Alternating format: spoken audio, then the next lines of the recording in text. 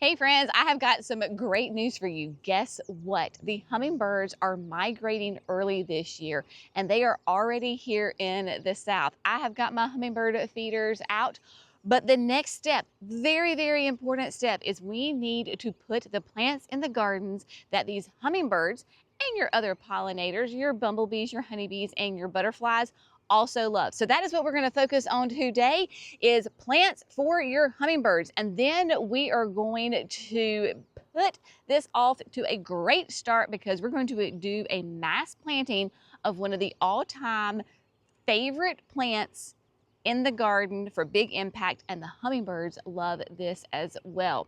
So of course, here we are, late March in North Carolina, and the hummingbirds are migrating about 2 to 3 weeks earlier than they typically do. So what does this mean? It means that we have got to have food available for them in our gardens, because hummingbirds actually have really good memory and they will come back to the gardens that they have visited before. And if you don't have a food available for them, then they're going to move on and go to the next garden.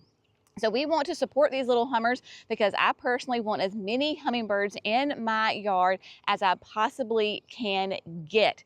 So here we go. Let's start off, and these are like categories of plants.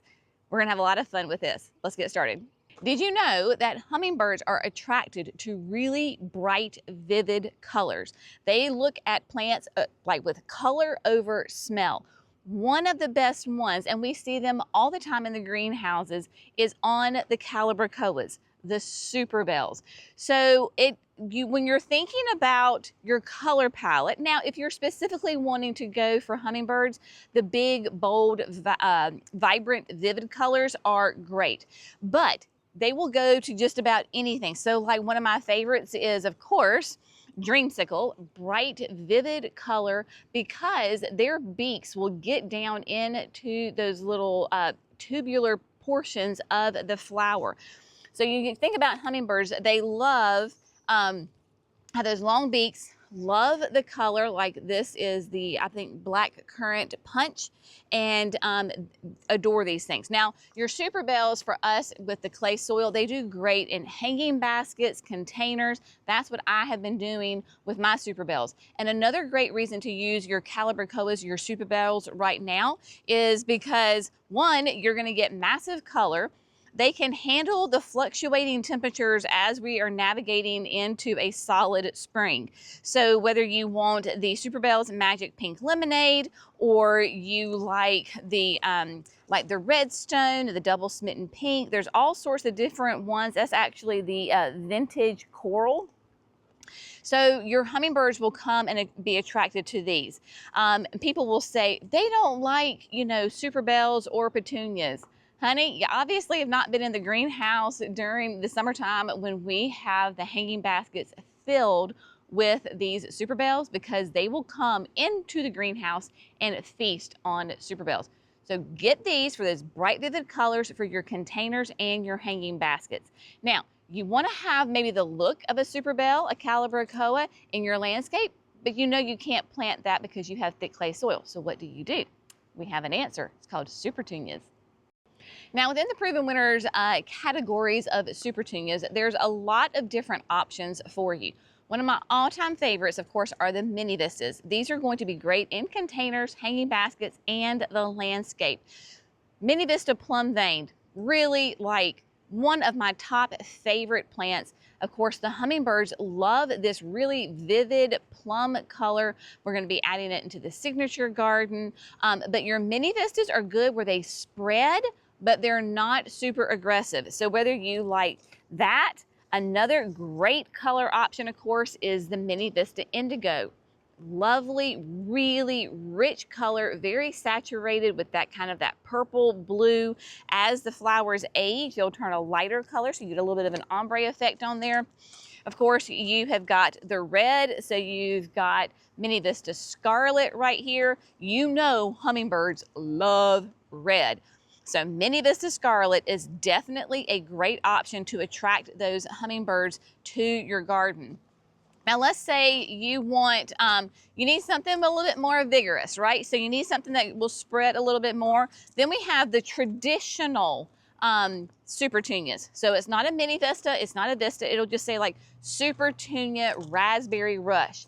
You want to talk about a color explosion, they are going to come in droves to see these beautiful, beautiful plants. Of course, your purple and Picasso in purple has that great bicolor to it. So you get the green and that nice kind of raspberry pink to it.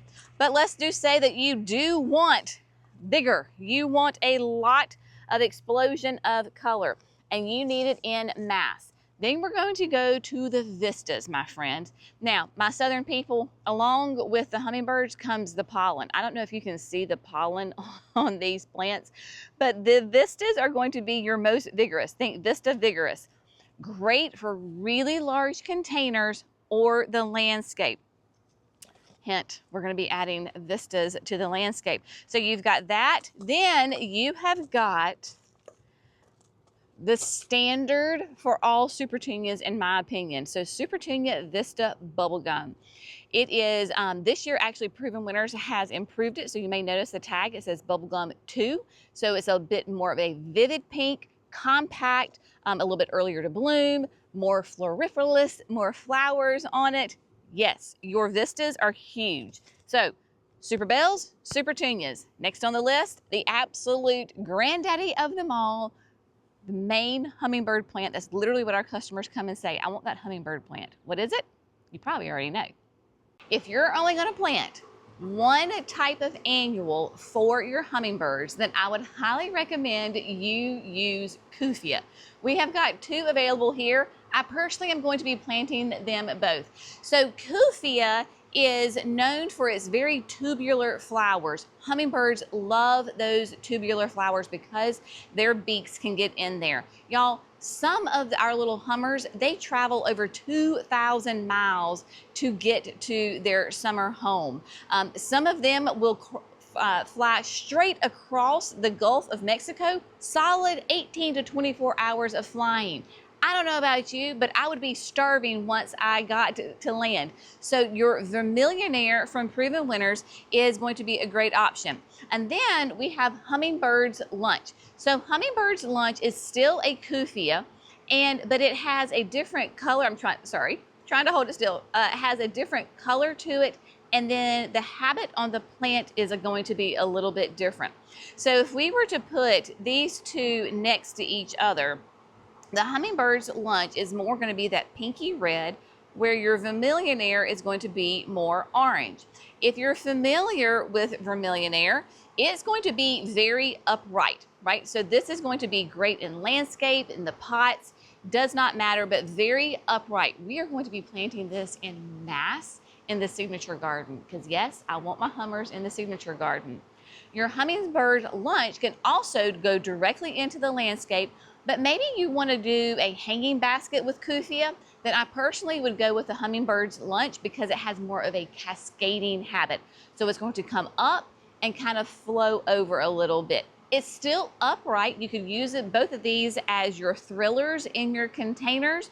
But again, I'm doing both in my landscape, Hummingbird's Lunch and Vermillionaire. Definitely the #1 plant for your hummingbirds. All right, next up on my list, I would say this is going to be a fantastic long-term food source for your hummingbirds. What is it? Salvia. That is right. Your annual salvias produce continuous blooms from the moment, like right now, we have got buds on these salvias. This is the unplugged pink. So you've got your first bud on here, and that is so important that we give a continuous food supply to our hummingbirds. And that's why predominantly what we're focusing on today are annuals, because annuals, once they start blooming, they don't stop. Yes, there are great perennials out there for your hummingbirds, but they typically have a very short window of bloom time. And while your hummingbirds will enjoy them, your annuals just keep producing. So that's why we're focusing so much on the annuals and the full sun annuals, because full sun, tons of flowers, and the hummingbirds need that. So there are two different kind of categories for your salvias, and it's really going to depend on what the size that you want. So Proven Winners, they have an unplugged line. So your unplugged series, like this is the unplugged pink, it is going to be in about that 14, could get up to 30 inches tall. Your salvias, of course, respond really well to being pruned. So if you're going to do something in a container, if it's just an average size container, I would go with the unplugged, whether it's the unplugged pink. We've got the unplugged So Blue, which is a gorgeous blue purple. We will be using this in mass at the house. This is another great option for you.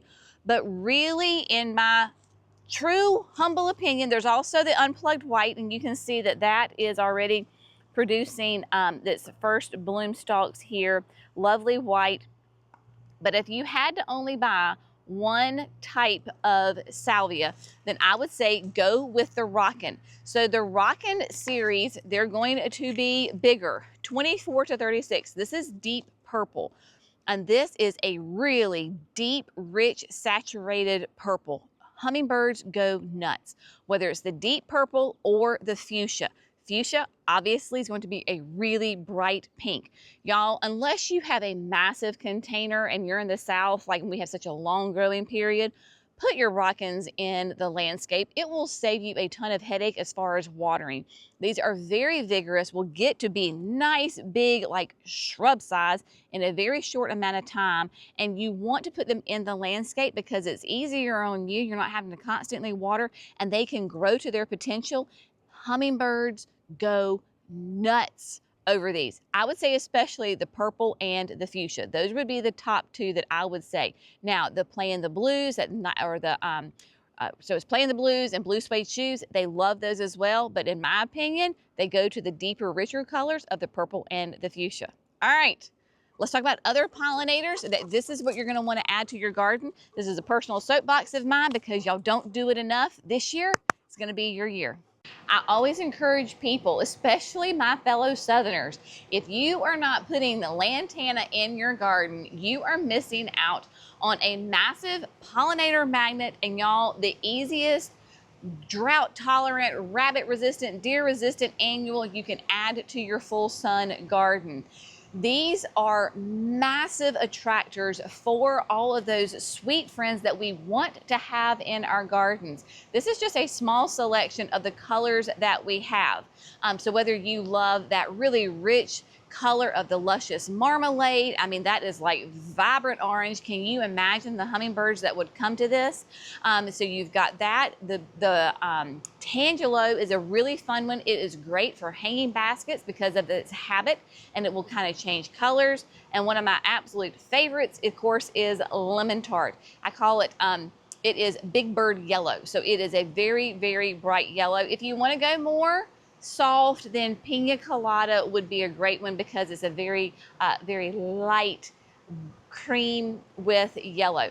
Now, the one thing that I will say, because I keep it real with you, it is the end of March. Odds are we could easily get another cold snap. So if you want to hold off on putting your Lantana in the ground, then I would fully support you on that, because I personally am not adding Lantana right now because I don't want to have to worry about covering it. But this is the plant you're going to stick in the back of your brain, and about mid-April, that's when you're going to load up on your Lantana and add it to your container. The landscape, y'all, I'm telling you, this is a great food source for those sweet friends of ours, and it goes all the way through November.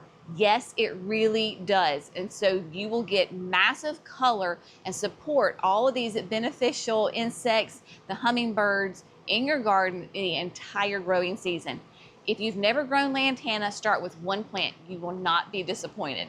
All right, now, we're going to do a big project. Jerry is obviously filming me today, and so we are going to do a mass planting of one of these plants that we have talked about today here at the garden center. Come join us. That's right, my friends. We are going to do a mass planting of the Supertunia Vista Bubblegum II. This, y'all, is such a phenomenal plant. It makes a huge impact not only for our customers, but of course our hummingbirds. So Jerry and I are going to do a mass planting of the Vista bubblegum. We're going to put it along the bank, the garden bank right here between the retail greenhouse and the barn. We've not done this for a couple of years and we really missed it. We would used to do bubblegum. I think we did bubblegum and we did a couple of other vistas where we would actually plant the hanging baskets between the abelias. So today we're going to use the grandes and we're going to plant 4 together between each of the abelias down low. So it's going to make a huge impact. It's going to be stunning. It's going to be gorgeous. Am I worried about a light frost or the cold temperatures with these guys? Not at all, because they can handle those cool temperatures. In fact, they love it. So let's get to planting.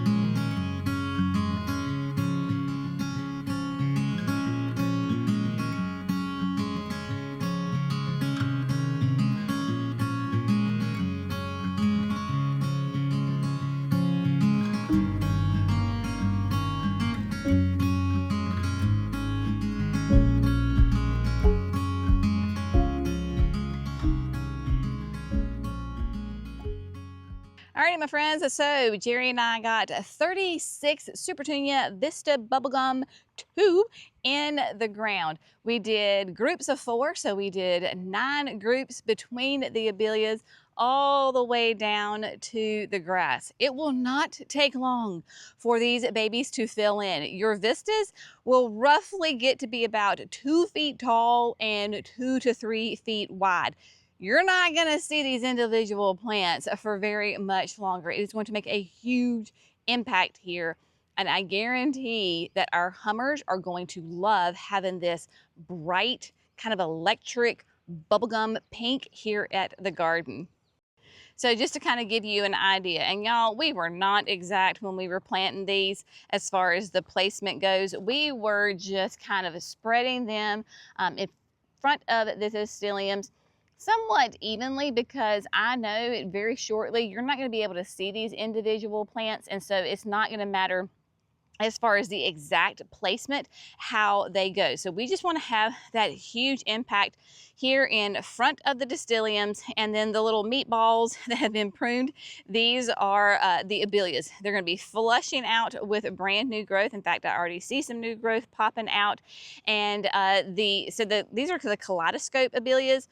So your petunias are going to have a nice, beautiful contrast between the dark green of the distilium and then that kind of brighter chartreuse of the kaleidoscopes. So there you go. If you are like me and you love to have as many hummingbirds in your garden as possible, let's go ahead and get these plants in the ground now or in container. Either way, they are not going to be picky. As a friendly, gentle reminder, when you make your hummingbird food, y'all, it's so easy to make at home and so much more economical. It is 1 cup of boiling water to 1/4 cup of plain white sugar. Mix those together, let the sugar dissolve, let it cool off a bit, and then add it to your hummingbird feeder. Of course, we want to make sure that the feeders are nice and clean, so when you switch out your feed, maybe because it is empty or maybe it's sat in there a little bit too long and it's getting gross, we want to clean and sanitize, of course, those feeders so that our hummers stay as nice and safe as possible. You do not need the red dye. Don't put the red dye in there. It is harmful for the birds. Just buy a red feeder like I do. It's great. And then, of course, never ever use honey. Don't use brown sugar. White, pure sugar. I buy a lot of sugar in the summer. I'll just say that. So easy to make. So, as always, we hope you found this fun, informative, and inspirational. I would love it if you would put, if you have hummingbirds at your house, Tell us where you live.